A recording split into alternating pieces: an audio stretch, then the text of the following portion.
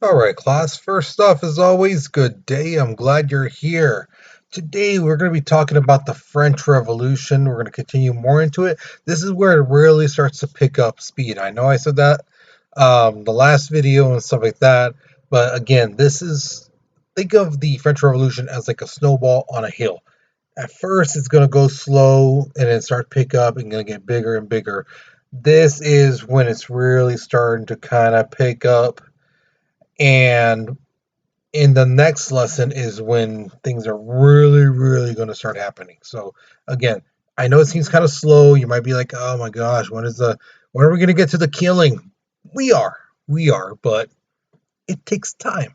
Okay, so let's look at the objective. Today, we're going to analyze what the Great Fear was. Then we're going to analyze what the Women's March was. Now, if you look up Women's March in Google, you might see something referring to the 1960s and things like that. You should be looking at the French Revolution Women's March. Okay, that's the one we're talking about. Um, the last one created argument on whether public officials should have to take a test to see if they qualify to take office. Why are we talking about that? You're going to see in a little bit in the lesson. So let's go ahead and get to the warm up. All right, so here it is. Here's your warm up picture. Now, the first question asks you to analyze this picture and basically tell me, what do you notice about the people here? What do you notice about them? So look from left to right, background to foreground, things like that. What do you see? What do you notice they have in common? Okay, so there's several things. So don't be just saying like, oh, let's only see one thing. No, there's quite a bit. Okay. The second question, if I remember right, asks you, what do you think's going on here? Where do you think they're going with all this weaponry and firepower and things like that? Where do you think they're going? So again, I know you don't know what this is. That's why I'm asking you now, so you can take a guess. And again, where do you think? Where do you think they're going with this? With all this stuff? Okay, so write your response, pause the video, okay, because we're moving on in three, two, one. All right, so if you remember from the last lesson or the last video, Louis the 16th is told that, hey, he says, oh, is there a revolt happening? And one of his guys is like, no, no, no, it's a revolution, dude. So Louis the 16th basically says, okay, you know what? I cannot trust my royal troops, you know, because more likely I'm going to have them shoot at the mob of people who are going to be coming to the palace. So the reason for this is because he knows those royal troops, they're not going to shoot into a crowd, especially if it's from people from the town. They probably have family members, friends, things like that, who are going to be in that group. So they don't want to shoot them. Just imagine you're there and all of a sudden you see your favorite cousin in the crowd, and you're one of your partners, one of the Royal Guard next to you is about to shoot. And it looks like you, like they're about to aim at them. So I mean, it's like, would you be there? Just be like, oh, go ahead, take your shot. That's my favorite cousin. Just don't hit him. No, you're not. You're gonna be just like, hey, dude, hey, put down the gun, things like that. And that's what King Louis XVI knew. He realized that. So revolts broke out all over France, not just Paris, not just this, a little town, bigger towns, things like that. No, this was all over. People were basically taking over the, town halls and things like that. The peasant people, basically 26 million people just had enough of what like half a million people were doing. Okay. Now, the peasant rebellion became known as the Great Fear because this is something that the rich people feared back then. They feared that the poor people would gather together and just basically overthrow everything. And that's exactly what happened. Their worst fear came true. Now, the thing is, word started to spread that the lords, the nobles, all these rich people were going to hire foreign troops, mercenaries type of people to protect them, to be their bodyguards and things like that, because they know, hey, if I hire somebody from Germany to take care of my family, if I tell them to shoot at the crowd, they have no problem shooting because one, they're getting paid. Two, they don't know anyone in that crowd, so they could care less. You know. So here's the problem with that, though. All the messages, all these letters and stuff that they would try to send out, um, eventually, some way, somehow, it would fall into the hands of the people. Because who's the people delivering stuff? The mailman and stuff like that. It's the people. So all I had to do is say like, oh, this is from one of the nobles. Let's see what it says. I'm gonna hire more troops from France, or from Spain, from Portugal, from Germany, from Russia. Toss that puppy out. There you go. Word never gets around. And now they know, hey, these guys are trying to hire people. So what happened was the peasant people broke into the homes of the nobles. Okay, they broke in. They basically came in there. Now, here's the thing. Typically, when someone breaks into a house, typically, you probably seen this. You probably know this already. But I'm gonna say it anyway. You try to go for the valuable things, jewelry, gold, things like that, right? Something that has value. What these peasants did was something much more important. They didn't. Okay, some of them did steal jewelry and things like that. Yes, they did. Okay, I'm not gonna deny that. But the number one thing they destroyed were records that said this peasant owes this noble $5,000. This peasant owes this same noble $1,000.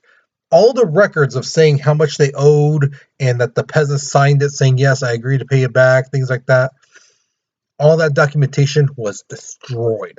All that paperwork that said this peasant owes a noble something, whether it's land, money, favors, whatever, all that paperwork is destroyed. So if the noble tried to say, "Hey, Teddy, you owe me $5,000," Teddy could easily be like, "Well, where's the paperwork? You say I owe you, but there's nothing that says I agree to that. I owe you $5,000. What are you talking about?" Yeah. So it's basically like a debt clearing thing that they did. All right. The other thing is too the French guards. These French guys who were supposed to be protecting these nobles' homes, these institutions and places, sometimes they'd be hired, they'd be there, and they see the French mob coming, and they'd be like, "Want me to get the door for you?" Well, I agree with you guys. I totally agree. Go for it. I'm just gonna stand here. I didn't see you guys go in. Some of these guards just basically put down their stuff and join the people. Yeah, it was that bad, guys. That's all I'm trying to illustrate for you. That the people truly, truly had enough of the rich and powerful getting their way. So here's your first question. The rich and powerful feared the poor uprising at this time during the French Revolution. What do you think the rich and powerful people fear today? I'm talking about the Elon Musks, the Bill Gates, the Jeff Bezos, all the Koch brothers, the Walton family, the people who own Walmart and stuff like that. Um, what do you think they fear today? Those rich billionaire people, Warren Buffett and things like that. What do you think they fear right now? What do you think those rich people fear? Okay, so pause the video, write your response, okay, because we're moving on in 3, 2, 1. All right, so August 4th, 1789, the National Assembly gets together and they basically abolish all legal privileges of the nobles and the clergy. This is big. This is basically saying that the rich and the church people, the people who, the bishops and all the people who are all snobby, richy rich, have no legal rights whatsoever. So if a poor person did something like destroyed their home, destroyed their property or whatever, and they try to say, "Oh, I want to sue them," you have no right. You've had these rights. You've been on top of the world for so long. You and your kind, your ancestors, some of that. Now you got no rights. This was big. This was really, really big.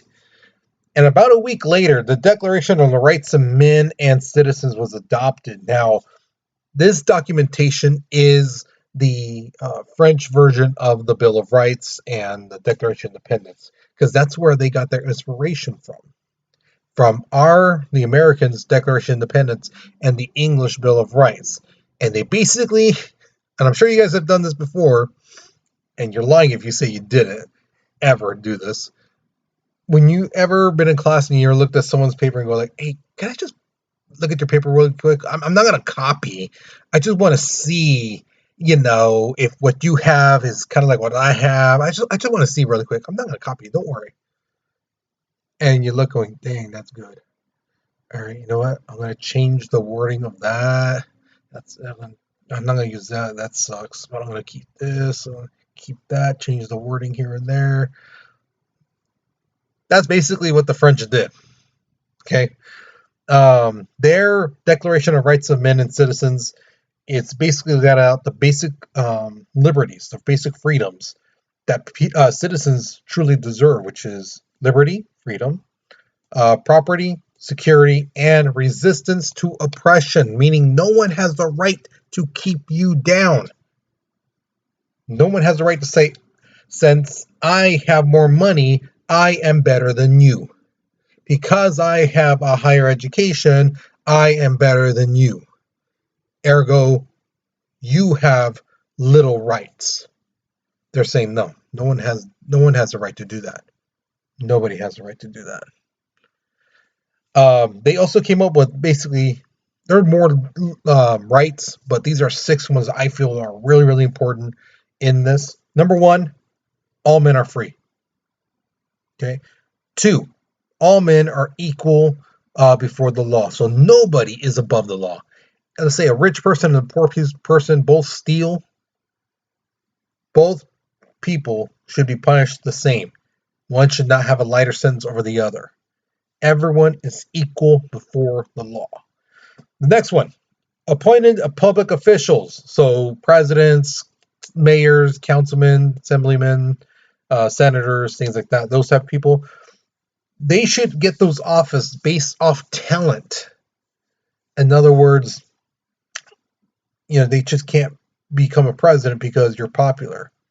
That's the only thing going for you. No, no, no, no, no. You should be there because you do know the law. You're a great leader, things like that. That's what they're saying.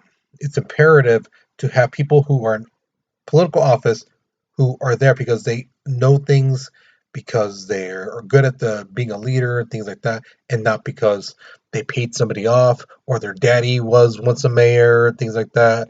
No, no, no, none of that stuff. Freedom of speech, it's another freedom. Freedom of the press.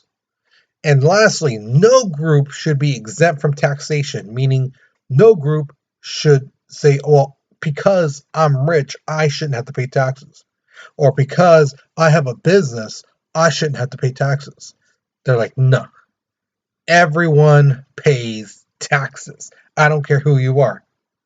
From the richest person to the poorest, y'all paying taxes. Everyone is. So, okay. So, all right, so hopefully you got those 6 rights. If you didn't, you can always rewind the video and see those 6 rights at the very bottom. But of those 6 rights are the men and citizens, men and citizens. Which one do you feel is the most important and why? Okay, so go over it again. Again, the whole all men are equal before the law. Public officials need to get the job off talent and not just for whatever reason. Freedom of the speech, freedom of the press, and everyone should pay taxes. Of those 6, which one do you feel is the most important one and why? Okay, don't forget the why, guys, because that's where you get your points from. Okay, so pause the video, write your response, because we're moving on in 3, 2, 1. All right, so Louis the 16th, he hears about this National Assembly decree, which says all the nobles and the clergy have no rights. He basically says, no, that's not right. You can't do that. I don't agree to that. And this upsets a lot of people. So they're like, of course you would side with them. Of course you would feel that they, should have rights and things like that. That things should go back to normal because those are your boys. So Louis XVI is hiding in his palace in Versailles, which is about, I want to say it's like 19, 20 miles away from Paris. Now, thousands of women decided to march to Versailles because the thing is, the price of bread was ridiculous. I mean, right now, bread is like maybe $3 a loaf, maybe four, depending what kind of bread you get. The price of bread in reference to how it was back then would be about like 100 and some dollars, $120 for this loaf of bread. It's like ridiculous. So these women marched with broomsticks, lances, pitchforks, swords, pistols, muskets, and if you saw in the warm up picture, even a cannon. Yeah, they marched to Versailles uh, to talk to King Louis. Okay, now they basically told him everything that's going wrong. They're telling him people are starving, our children are dying from starvation, stuff like that. We can't do anything to feed our families. So you need to do something. And what that means is you need to come with us. So Louis XVI. Okay, now here's the thing. Because I was a coach, I'll tell you this: when I've had a handful of moms, 5 to 10 moms, come at me, yelling at me, telling me how come their son ain't playing, things like that. I'm gonna tell you this: that's very intimidating. When you got an angry mom at you, yelling at you, I mean, the moment the mama bear comes out, you better watch out. Imagine thousands of women like this. So it says on here that they convinced him, but in all honesty, he was probably scared out of his mind.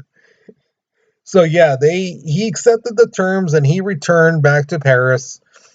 Um, but with him, he brought a wagon load of flour from the palace of Versailles, and he brought his family to Paris. Okay, so those are the two things he brought back with him: a bunch of flour, and not flour like flower, like the plant. We're talking flour to make bread and cakes and things like that. That type of flour. And he brought his family, his wife and son. All right, so here's your next question. I know some of you guys growing up, you may have done something, said something that upset your mom, brother, sister, dad, whatever, and somebody you actually care about, somebody you respect, and you're kind of like, "Ooh, I shouldn't have said that. I shouldn't have done that," and you're walking on eggshells. Like just one bad step, and you're gonna ruin everything. If you've been in that situation, which I'm sure some of you guys probably have, you some things you shouldn't say or you should say. Some things you should do and some things you shouldn't do. That's my question to you about King Louis XVI. He has all of France basically upset at him. Is there anything you feel he could say or do that can make things better? Or do you think there's something he shouldn't say or something he shouldn't do to not put himself more in a hole? What do you think? What do you think in this situation? Whole country's upset. Um, People are starving. Food's at a record high. You know, is there anything he could say or do to make things better? Is there anything he shouldn't say or shouldn't do so things don't get worse? What do you think? And yes, somebody did say he shouldn't say they tell the people it's your fault. See, that's a great example. He shouldn't say something like that. Well, if you guys had jobs, You shouldn't say that, you know? So think of something. What do you think? Okay. So pause the video, write your response because we're moving on in 3, 2, 1.